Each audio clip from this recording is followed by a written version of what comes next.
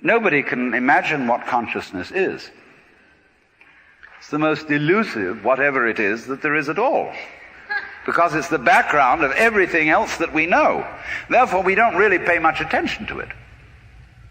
We pay attention to the things within the field of consciousness, to the outlines, to the objects, to the so-called things that are in the field of vision, the sounds that are in the field of hearing, and so forth. But what it is that ever it is that embraces all that, we don't pay much attention to it. We can't even think about it.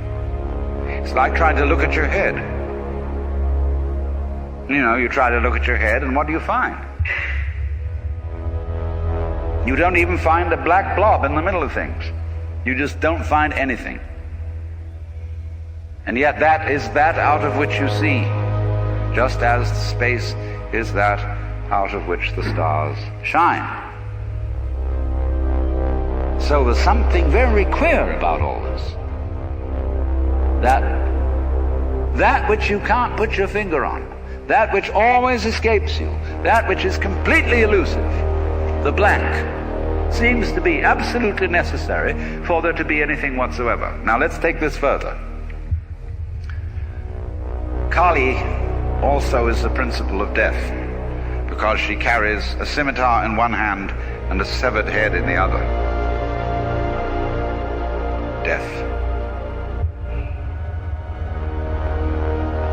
This is tremendously important to think about.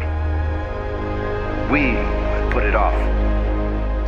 Death is swept under the carpet in our culture. In the hospital, they try to keep you alive as long as possible in utter desperation.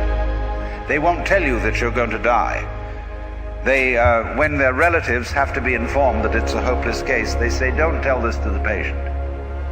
And all the relatives come around with hollow grins and say, well, you'll be all right in about a month, and then we'll go and have a holiday somewhere and sit by the sea and listen to the birds and whatnot. And the dying person knows that this is mockery.